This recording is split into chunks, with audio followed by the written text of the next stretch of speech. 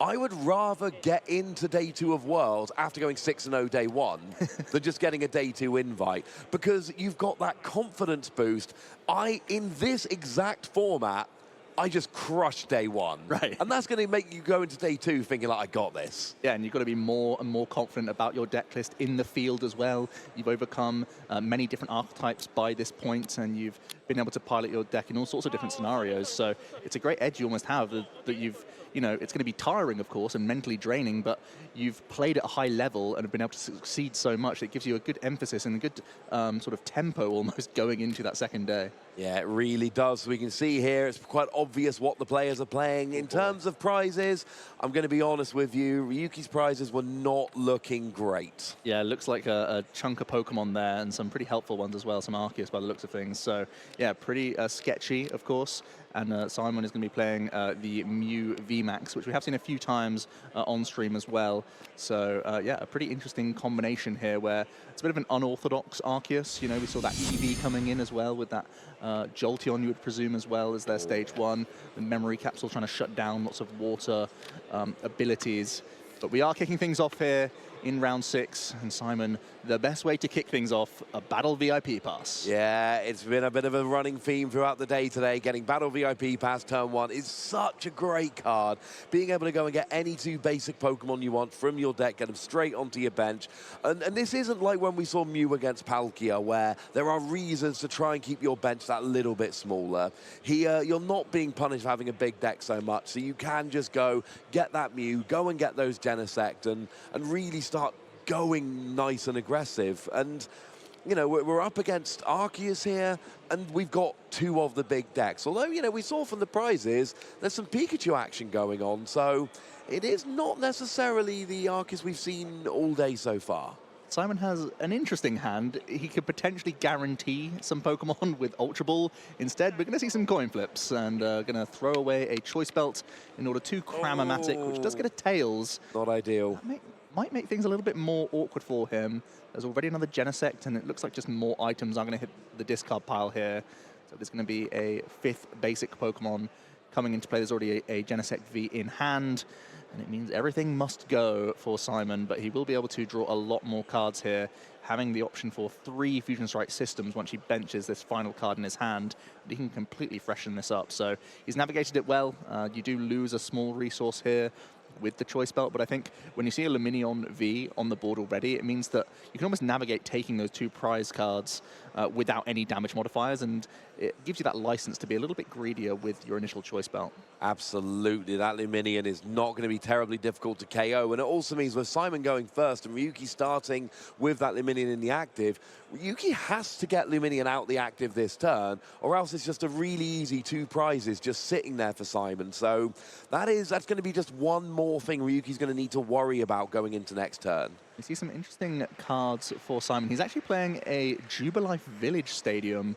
It's obviously a decent bounce, of course, to get rid of Path of the Peak, one of your biggest fears as a Mewtwo VMAX, but in this case, going to be discarded with a Quick Ball, as Simon is on the charge. I think we already saw a Fusion Energy drawn off the first Genesect V, so finding some attachments is going to be fantastic. And he's going to be setting up attacks. I think at this point, you just want to cycle through your deck, make sure that you can get as much value out of your Genesects as possible, and set yourself up for potentially even boss's orders on turn 2. That's oftentimes the Mew player going first. That's how they can be as aggressive as possible, take out targets even on your opponent's bench.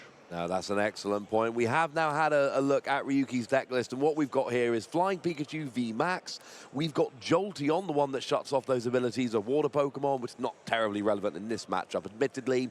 And we've got Hisuian Decidueye V Star, I believe. Yeah, a really interesting combination of cards. The Hisuian Decidueye V Star offers a few different options. The V is a great way to wall break Miltank, so you're not concerned about any of these Mewtwo V Union controlling decks, or even Blissey Miltank to an extent. And of course, it's a fighting type Pokemon, so it can give you coverage in Arceus V-Star mirror match situations. I feel like these cards may not be coming out to play in the matchup that we're seeing right now. Straight away, the Quick Ball is going to be discarding one of those Jolteons. So it's one of these situations where Ryuki has tried to have answers on all fronts, and it means that he's going to have lots of fodder in this matchup, where I imagine he's going to have a much more conventional Arceus and possibly even the flying Pikachu as his main threats in the game. No, I think that's an absolutely fair point. I mean, we didn't say Simon has had a fantastic turn one. Yeah. We've got that standard board setup of 3 Genesect, 2 Mew, 1 Meloetta, got the energy attachment. For turn one, as the Mew player, it's pretty much as good as you could hope for. Ryuki's got an Ultra Ball here, so we do have Luminion on the board, which is well, actually, no, it's not lovely. I lied to you, Joe. That's bad. That's a bad starter. But the good news is we've got an Arceus that's been searched out, and we do seem to be getting a flying Pikachu, so I think you were right when you said we're going to be seeing some Pika action. Yeah, I think potentially risky only getting 1 Arceus down unless you already have the option to Trinity Charge. So we'll see what other actions Ryuki has available to him, because we already see the 1 Raihan hit the discard pile. That's Ryuki's only means of energy acceleration outside of attacking via his Arceus V and V Star. So it may indicate that Ryuki has some pivot options here. Yeah, absolutely. That's an absolutely good point. We've got... There it is, the switch. Yeah. Well, I mean, yeah, it was a good point. Are we going to see the supporter? Yeah, it's going to be a big Professor's Research for 7 cards. Certainly looking for double turbo energy, I think, among other things. Looks like we can see it there. It's a pretty good start. You much prefer having your Arceus in the firing line. You can power up the Pikachu, guaranteed. If you're able to find another Arceus, you could even try and power that up. Yeah. We are going to see a path to the peak. He plays 2 copies. I like this. And it's important to note that because Simon's got a full bench, there's no Pumpkaboo coming down. Yeah. There's a Pumpkaboo in the deck, but Simon's actually got to wait for Ryuki to take a prize to even open up a bench space for that Pumpkaboo to come out. So would have to bounce it with a counter stadium, and there we see the attack. Doesn't do any damage on the V, just on the V Star, but we do get those free energy coming down onto Flying Pikachu. And I mean, Simon had a very good start, but Ryuki here has a very nice start as well. And Arceus was absolutely an option, but Ryuki had his choice of Pokemon. He wants Pikachu here. This is a conscious decision. Flying Pikachu is the one I'm going for. Yeah, it's a great way to just have even more hit points when you do evolve into a VMAX, of course. And when it looks like your other sort of tech includes, the likes of the EV aren't going to be important and they're not going to come into play, it's great to just discard these and make your opponent go through 2 prize Pokemon and also a 3 prize Pokemon. Give your opponent as difficult of a time to navigate as possible. We are going to see an Ultra Ball as the first action from Simon. I don't think there was a Stadium in his hand, but there is a Chromatic, I believe. So we'll see how he wants to navigate his turn here. Ryuki does play 3 copies of Path to the Peak, so I think this is his main defense against the Mew VMAX archetype. Yeah, I think that's absolutely where we're going here, and it is a good defense. You know, we've seen that the Genesect just doesn't function, and the thing is, Genesect's so good, you can't play and, oh, I've got a backup draw engine. No, the Genesect is your draw engine. The best thing you can do is play Pumpkaboo, play counter stadiums, and hope you get the right ones at the right time. Of course, we've seen Jubilee Village has already hit the discard. There are 2 Rose Tower in Simon's deck, so... Yeah. Got to find one of those 2, or else there's not much. We do have Chromatic, but you would have to lose a Power Tablet to play it. Yeah, I feel like this is the safest route here. You pay Retreat, you simply play the Power Tablet, and you use the Mew to copy Technoblast this turn. You guarantee those 2 prizes. You're staying up in tempo, and you're hoping that from the 2 prize cards, as well as your draw for turn, you can then have something that you can throw away with Chromatic next turn. It's too risky to take the 50-50 here. No, I agree entirely. You've got the KO on the board. You take those 2 prizes. You don't need Genesect this turn.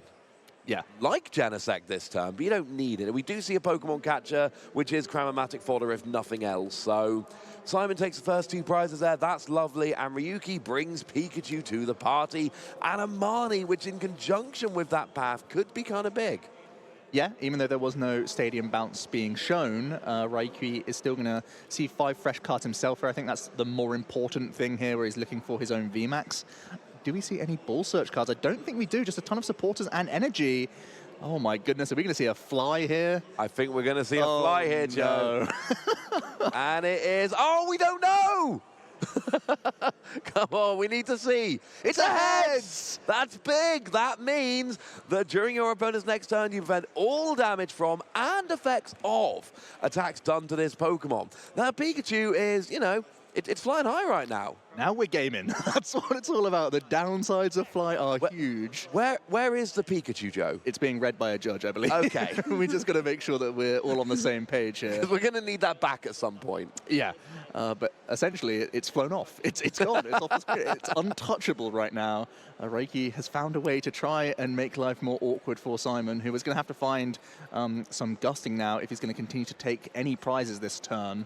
So that's another piece of the puzzle. Does have a stadium, though. I'm pretty sure I see Rose Tower in hand, which is huge. Can bounce path to the peak, and we've got at least a quick ball there, which could be used to fit your hand a little bit and start drawing.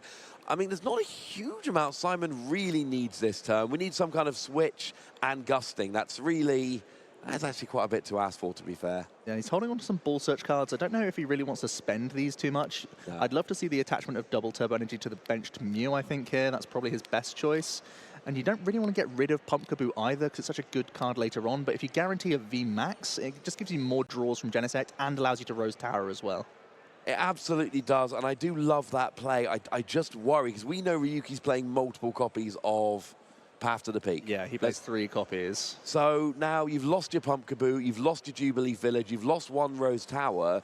Is this the first Path to the Peak? Yeah, he's only had to deal with 1 so far, so there can be a way for Ryuki to have the last laugh, almost. That's exactly what I'm going for here. If Ryuki plays a path, Simon then has essentially 1 stadium to bump 2 Path to the Peak, which very clearly isn't enough. So it's a couple turns away from being a real issue, but that, come in the late game, that could be a really important part of the puzzle. Simon is going to kick things off with a Rose Tower here after lowering his hand size. I believe not able to find Mew VMAX, so his second copy may be in those prizes. So it's even more important for Simon to have a powerful action. He hits the escape rope. This is exactly what he needs. It moves the Pikachu out of the active position, forces the Lumineon into the active, and also resets his Technoblast with the VMAX. We needed switch and gusting, which it can be a lot, but it can also just be an escape rope. Now we see a choice bout coming down here as well, and largely that's just so you can draw some extra cards with Genesect. The KO was on the board. That wasn't the issue. The issue was, let's draw some extra cards and let's try and make this as foolproof as possible. Because if you can get your next Rose Tower in hand, as an example, then Ryuki's path immediately gets bounced and does nothing bad. And we're also going to see some VIP pass get thinned. It's always a great feeling to start to get rid of these cards. You didn't have the first bite of the cherry with them, so you start getting rid of them. They're great fodder for you throughout the game to keep cycling with Genesect. It's got to be a great feeling for Simon to find the escape rope so early. No panic for him right now. He can just start accumulating resources with his hand for the rest of the turn. But he's pretty happy with everything, all things considered. Also has a Rotom Phone that he can fire off, allowing you to spy those top 5 cards and cherry pick another one. I believe he's also got Silene in his hand. Is that the supporter that he's gripping onto right now? Oh, I can't quite make out if we got Silene in there. Yes, it is. It absolutely is. I feel like that could be a solid card as well. If you hit 1 heads on your Silene, you can pop a stadium card on top of your deck, and that could be a great way to give yourself some extra protection. So that's another thing that I would certainly have my eye on here. Yeah, no, absolutely. I mean, things are going quite well for Simon. I mean, that heads from the fly on Ryuki was absolutely huge. But then actually going for that escape rope, sure, you haven't got rid of the Pikachu, which is what you really want. You want to get rid of the energy as well as the Pokemon. But you can still keep up the tempo, still take those 2 prizes, still put yourself close to winning the game. And wow, he actually was able to put Boss's orders to the top. That was good with the Rotom Phone. And we've got a Pokemon catcher, but we're not even going to try and flip. We got the Boss's orders. Fly has been reset, which is very important. So it does look like we are going to get the KO. That is exactly what Simon wanted. And is Ryuki conceding? Yeah, he's got to be scooping here. All of his energy thrown out of play, and Ryuki with no real response to Muse staring down at him, and just unassailable lead for Simon there. He was able to navigate very nicely under the path of the peak. I really like the approach where you don't panic and go chasing the Cramomatic head straight away. You say, well, if I can navigate my hand and actually still attack with a Mew VMAX, that's all I really need to do this turn. Yeah. And then it forced Ryuki into that corner by using the Marnie, and then suddenly your fresh hand gives you an easy out. And that's a fantastic feeling for you where you continue to race very effectively. No, I love that. That was a really good heads-up play. You're always thinking as a player, I need to get further ahead. I need to up my board. But sometimes you don't need to do anything other than just attack, take a prize, and see if next turn works out a little bit better. So Simon does go up 1 game to 0 there. And all that excitement over the heads on the fly came to nothing. Of course, it is important to note, when a Pokemon goes to the bench and then comes back into the active, all of these effects essentially get reset. So something like Fly, yes, it does give you immunity, but when that Pokemon goes to the bench and comes active, that immunity has been lost, which does allow you to then take the prize and then take the energy. And it was just, that was everything that you could have been looking for. Yeah, ideal Genesect draws in that first game for Simon. Had a great opening hand, was able to go wide on the board and really take advantage. Mew is a very dangerous deck going first and second for different reasons. And looks like we're going to see a couple mulligans from both players. It looks like Simon gets the reveal that there is indeed a Hisuian Decidueye in there. That's one of the key differences from Ryuki's list to the NAIC winning list, where there was a Crobat VMAX that could attack, and certainly better against the Mew Genesect Archetype than this Hisuian Decidueye. But that's the route that Ryuki has gone for here. Probably not going to see the light of day in this matchup if he can help it, because it does have a awkward psychic weakness, and Mew also has resistance as well, so it's not going to be used in this case. Yeah, there's a few reasons. Yeah. If needs be, he will, but he'll try not to at all costs. The good news for Ryuki here is he had a bit of an awkward start. The Arceus was immediately dealt with, even though you were able to find the early path to the peak, and then the peak was eventually bounced, and you know that you can have more defensive plays at your disposal. There is a Roxanne that you can cherry pick. There's 4 counts of Marnie, so there's many hurdles you can try and throw at Simon throughout this game too. Absolutely, and of course starting with Minion is not a particularly good way to start anyway, so better prizes this time, a double turbo. Oh no, actually 2 double turbo. No, that's not great. And look at take this it for Simon, back. a couple of his stadium cards. Oh, that's a little bit dicey. That's 2 of his free stadiums. Oh boy, that is potentially a huge problem for him. Ryuki here gets to begin the game, starts with a flying Pikachu V, is also able to establish a lightning energy onto an Arceus. I like the debate around this Eevee. It doesn't feel like a great card to put into play, but it can be something you retreat into in case of an early Melodious Echo. Yeah, if you're going to get something KO'd, you don't want it to be Arceus, you don't want it to be Flying Pikachu, just give up the EV. And honestly, giving up 1 prize is not necessarily the end of the world, because sometimes you can force your opponent to take 2 prize attackers, although the VMAX being a free prizer can be very awkward. We do see the, turn 1 Cramomatic heads here, and I think we all know what a turn 1 Cramomatic heads turns into like 90% of the time. Yeah, as long as there's not VIP pass currently in his hand, that's got to be the selection. Yeah. You always like to kick things off with a ton of Genesect draws. Simon, the player going second here, is allowed to launch attacks and is very easily able to do so alongside the Alessa's Sparkle supporter, which is normally the go-to option for Mew players when they are going second. It's what sets them apart from many of these other V-Star archetypes, where they have that available tempo to them, where they can be so much more aggressive than Arceus players just using Trinity Charge and Palkia players just using Rule the Region. This isn't threatening at all, whereas sparkling and getting a ton of damage into play, taking knockouts certainly is, although Simon has a ton of supporters in his hand. I think the Silene, Boss's Orders, I do think there is a Sparkle in there.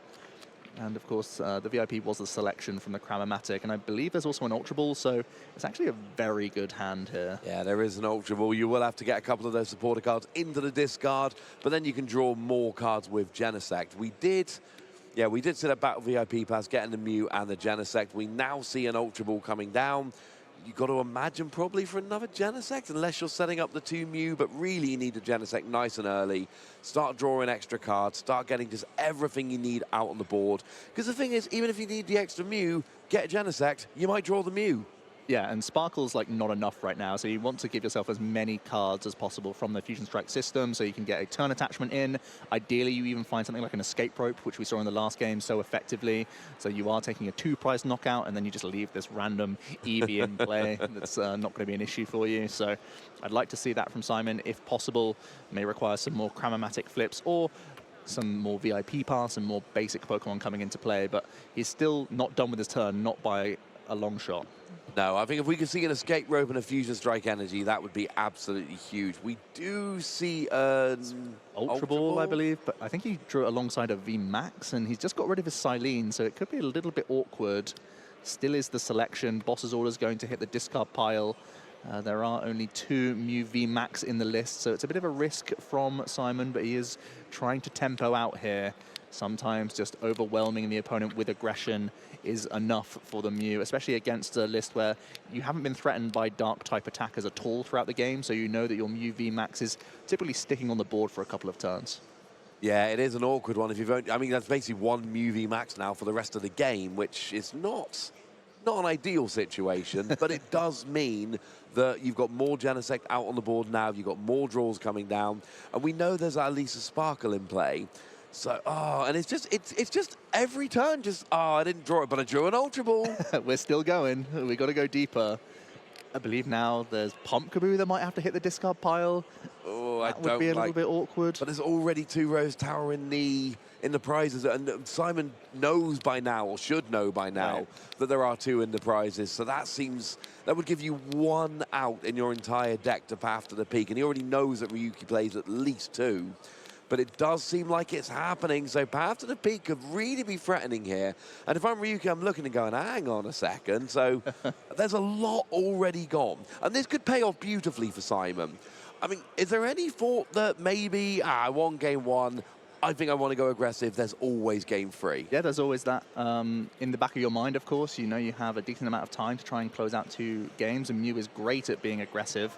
Even though this 1 turn takes a long time, from then on, you just have a couple of big push turns, but otherwise your actions are pretty fast and the knockouts come rolling in. So I like Simon taking the time here. Of course, he's holding on to this Alessa Sparkle for so long because he wants to find it alongside a Fusion Energy, so he gets maximum value. So we are going to see the Rotom Phone.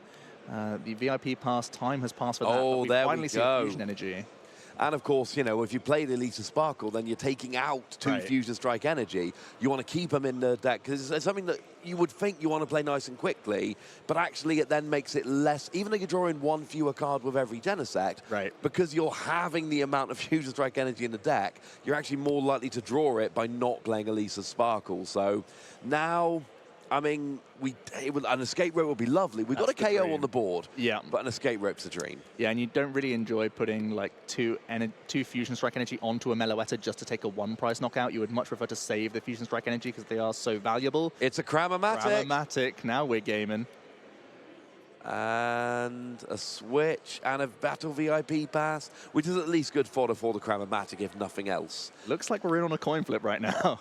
I mean, this coin flip would be huge. Of course, you've got the free retreating Mew to get straight back into the active of Meloetta. And it looks like Jubilee Village has been drawn there, which is the only way to bump a path to the peak left in Simon's deck as it stands. What is this Cram-O-Matic going to bring? It's Tails. That would have been huge. Yeah. We've already mentioned that the 1 prize is still potentially relevant as long as there are VMAXs for Simon to knock out, but that heads flip would have really been a ton of pressure. A 2 prize knockout is certainly far stronger, especially when he's already sacrificed 1 Mew VMAX and there's no way to recover it. No, that would have been absolutely fantastic. Whereas now, you know, the door really opens for Ryuki at this stage to come back. I mean, Simon now has to KO a Flying Pikachu VMAX, or else his EV KO essentially means nothing. But the VMAXs are big, and they can be hard to KO, so it's... Oh, there is a decision to make here. Does Simon go all in? We're out of draws now. We've lost the Genesect. It does look... Oh, he's certainly eyeing it up. I think you're definitely sparkling. It's just whether you go to bench to both of your bench Mew and you just pass for the turn and just hope that, you know, you can get all 4 Fusion Energy and have huge damage at your disposal, or do you want to take this prize and force Ryuki into an awkward situation where they potentially don't put the Flying Pikachu VMAX into play for a 1-3-2 prize route? And looks like the final selection was just a 2 bench Pokemon. But this is interesting because Jubilee Village does have a really good ability which lets you get a bunch of cards but ends your turn, but would then leave you with no counters to path to the peak. You don't have to pass here. You could use Jubilee Village. It would get you a new hand of 5 cards, but after, well, he knows his 2 Rose Tower are prize. He knows he's discarded his Pumpkaboo. Can you really take that risk? Yeah, I think Simon's already taking a bit of a risk here. Whenever you're staring down an Arceus V, you know that a V-Star can just come up with all sorts of combinations. He asked Ryuki how many cards in hand. The answer was 4. And it made Simon think, you know what, I've got a decent chance here to hedge and just have Fusion Energy scattered around my board and hope that it's difficult for Ryuki to get the Arceus in the active position with a double Turbo Energy with a boss's orders. Yeah, absolutely. And there's decisions to be made here. Do you attach the extra Fusion Strike energy? Do you play the Jubilee Village? We do attach, was that the Fusion Strike energy? Yeah. Yes, it was. But no, it is just a pass. It had to be tempting to play Jubilee Village there, get that new hand. But you've got Genesect for draw power, and you cannot leave yourself knowing there's nothing in your deck to counter a path to the peak. I love the choice from Simon. I think the one prize wasn't strong enough for you to spend those fusion energy. Although Ryuki, he doesn't have much here. He has the Path of the Peak and then just a Professor's Research, having to get rid of his one Roxanne and getting rid of his own Pumpkaboo. So he's hoping that Simon's the one to bounce the stadium for him if ever he's going to use his own V-Star power here.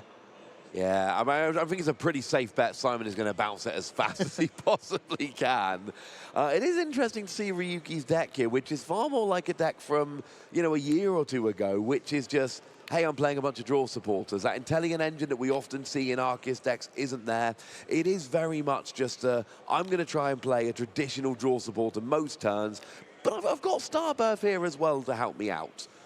Lots of ball search in hand. Ryuki eyeing up the Arceus V-Star. He's just played a Path of the Peak, so we won't be seeing the V-Star power here to cherry pick a couple pieces, which is a real shame because he's not holding on to any energy attachments, I believe, from that Professor's Research. It's a tough break for him, so he's once again going to be hiding behind this Eevee by the looks of things. Yeah, and that is not where you really want to be. But then again, if Ryuki was willing to give up the Eevee last turn, then you kind of got to be willing to give up the Eevee again. It does leave Simon closer and closer to getting set up. And this is what you don't necessarily want, a situation where your opponent is able to just set up their perfect board while you're not able to do much. But here comes a Pokemon catcher. It is heads! Oh, boy. And it's got to be the Arceus coming up here. That is huge. Does he have that 4 Fusion Strike or a way to get it? Well, he's got a ton of draw. He's going to bounce the stadium, and he's going to be popping off with Genesect. Yeah. That's exactly what we're looking for here. And because you used a Pokemon catcher, even a lesser Sparkle is a good draw here. No, it really, really is. That is fantastic. Of course, if you get all 4 Fusion Strike energy into play, you can copy Meloetta's Melodious Echo for 280, and that is a straight KO on any V-Star. But there are 2 power tablets in hand. He's found it the old-fashioned way, I think. He's got power tablets and Choice Belt. All 3 of those together will be enough. Yeah, we still need that V-Max, of course. He's still just in the Mew V state right now. But I feel like these are resources you'd prefer to hold because you've got such a clean way to take KOs elsewhere. But if you just get your VMAX established and have all the fusion energy piled onto it, you don't really need power tablets later regardless. And you know that you're getting rid of an Arceus, which is really an important cog in the machine of Ryuki's deck. So I feel like you've got to commit these and dig deeper with Genesect here. Yeah, I think that's got to be the play. Because the other thing to remember is that Ryuki, if this Arceus gets KO'd, what's left? Right. A flying Pikachu with no energy and an Eevee that's not going to evolve. That's not much. No, so we are going to see also the turn attachment of double turbo energy to a benched Mew. And we don't yet see, there's a Cramomatic option and a Rotom Phone option. I feel like you will likely, you can play the Rotom Phone first to scout if you want to. I would. But we are going to see the Cramomatic regardless. It is another heads. Wow. Oh, the flips are going very nicely for Simon this game. I mean, it's pretty much got to be an Elisa Sparkle, is it not? We've got to grab the VMAX here. We've Oh, got to make sure we're swinging. Yeah, you're right. Yeah. You've got to grab the VMAX. We are still not quite there. Oh, no, we are there. Yep. You can absolutely copy Genesect. No, it's got to be the VMAX. That guarantees a KO. Yep. It would be cleaner if you could do it copying your Meloetta, but you're right. You've already played the 2 power tablets. You've got the choice bout. Yep. So get the VMAX, get the KO, and just put Ryuki in a position where not only is he 1 game down, but you look at the 2 boards, they're not even comparable. Yeah, it's not as clean as he would have liked, but he's got the job done regardless. And just based on the board state, you've got to feel like Simon's putting on a ton of pressure, racing effectively, and just ruining Ryuki's board here. Oh, yeah. I mean, this is a situation. If this was game 1, this would be enough probably to make Ryuki scoot because go to game 2, save some time. But because scooping would just give Simon the match. It's worth playing it out for a turn or two just to see if there's any way back. But we are getting to the stage now. And it's weird to say because Simon's only actually taken 2 prizes. But, I mean, your reaction to Ryuki's hand there kind of tells us everything we need to know. This hand is rough. I believe thanks to the Path of the Peak being bounced, we could see Ryuki Ultra Ball for Luminion. I think Raihan is really the only hope he has of attacking this turn. So if we do see Luminion for Raihan, he can at least launch a bit of a comeback. Alternatively, you could go for Arceus and try and get a Trinity Charge off this turn. But yeah, it doesn't feel great here. No, and the problem is, because we didn't see that 4 Fusion Strike Energy last turn, it's still out there. He does have the Luminion. Okay, so that's a good start here.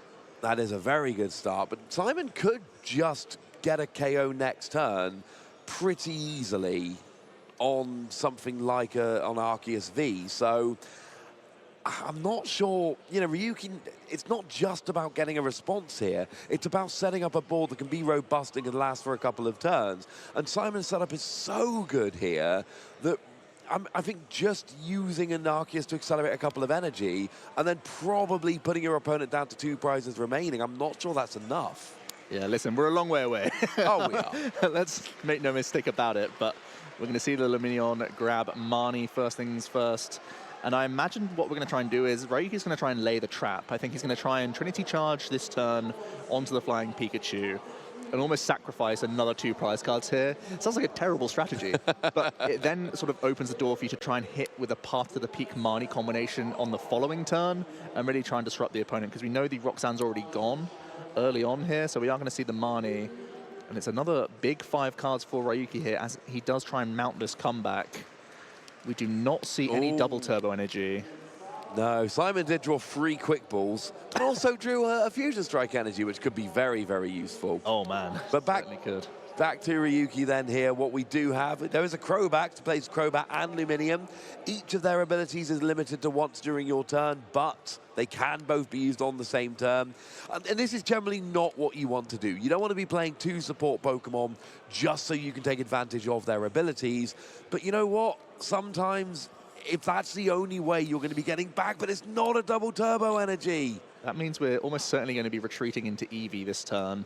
And the Dark Asset is basically looking for Path of the Peak, I believe, here. Yeah, you've kind of got to. Not sure what else you can do to try and slow down the opponent, but it is going to be a free retreat of the Flying Pikachu V, passing with the Eevee. It's far from ideal. And we know that Simon is already holding on to ways to thin his hand and go again. Yeah, absolutely, and we could be seeing some gusting here. I mean, Escape Rope already in hand. I mean, yeah, it's gravy right now. I mean, you want to KO the Arceus, ideally, but honestly, taking any 2 prizes here will be absolutely huge. Put yourself on essentially the chance to win next turn would be fantastic. And you know, Ryuki here has just got to try and survive for just a couple of turns.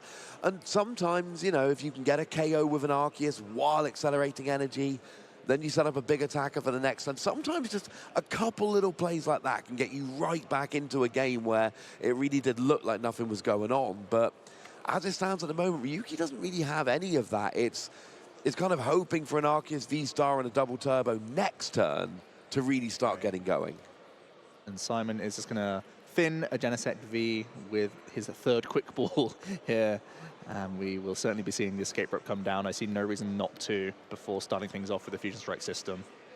Yeah, I know. I do think that's a good one. We do see the rope being eyed up.